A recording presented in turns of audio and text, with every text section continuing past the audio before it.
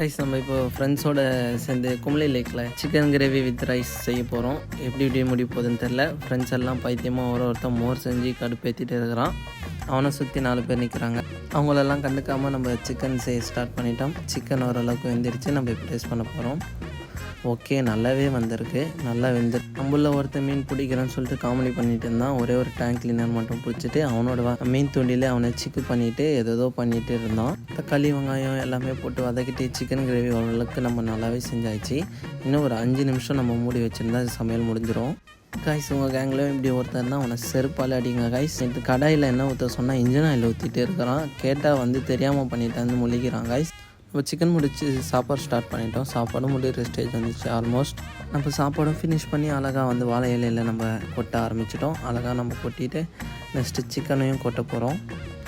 இப்போ நம்ம சிக்கன் கொட்ட வேண்டிய நேரம் வந்துச்சு. அழகாக நம்மளோட சிக்கனும் கொஞ்சம் கொஞ்சமாக அங்கங்கே ஸ்ப்ரெட் ஆகிற மாதிரி கொட்டுறோம். ஃபைனல் பிளான் பண்ண மாதிரி பக்காவாக எல்லாம் செஞ்சு முடிச்சுட்டு இலையில் கொட்டிட்டு நாங்கள் சாப்பிட ஆரம்பிச்சிட்டோம். அங்கே கொஞ்ச நேரம் ஃபன் பண்ணிவிட்டு அங்கேருந்து கிளம்புறப்போ நம்ம ஃப்ரெண்ட் ஒருத்தர் வீலிங் தூரன்னு பேர் கீழே ஊந்து வாரி வெற்றிக்கிழமாக நாங்கள் அங்கேருந்து கிளம்ப ஆரம்பிச்சிட்டோம். அவ்வளோதான் கைஸ்.